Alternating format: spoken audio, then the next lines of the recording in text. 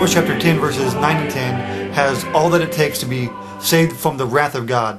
But there's very few people that I know of that will ask the question, what does it mean to believe that Jesus rose from the dead? However, a lot more people will ask the question, what does it mean to call Jesus Lord? So what does it mean to call Jesus Lord? I think whenever Paul wrote the words, confess with your mouth Jesus as Lord, he had in mind not just saying the words, but an action applied to the confession. I think this because, and everyone's heard it, but quote unquote, it is easier said than done.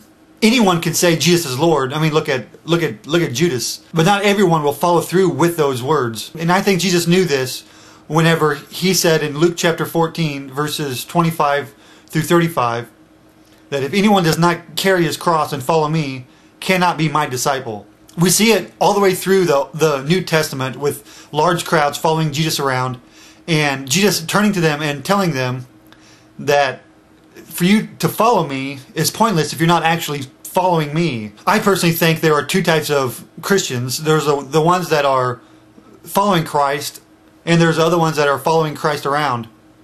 I use Luke chapter 14, verses 25 through 35, specifically because Jesus says something I think is overlooked at times. Jesus uses the phrase in verse 33, quote unquote, in the same way, right after the parable of counting the cost. And the question I have to ask is, should we tell people about the cost of following Christ before they actually make the decision to follow Him? With that said, I'm going to say this.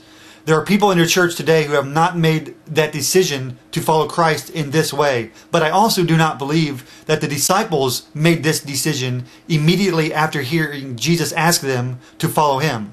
I believe that it takes more time for some people than for others to come up to the answer with this question. But I think everyone has to ask himself at some point in time whether Jesus is Lord or not.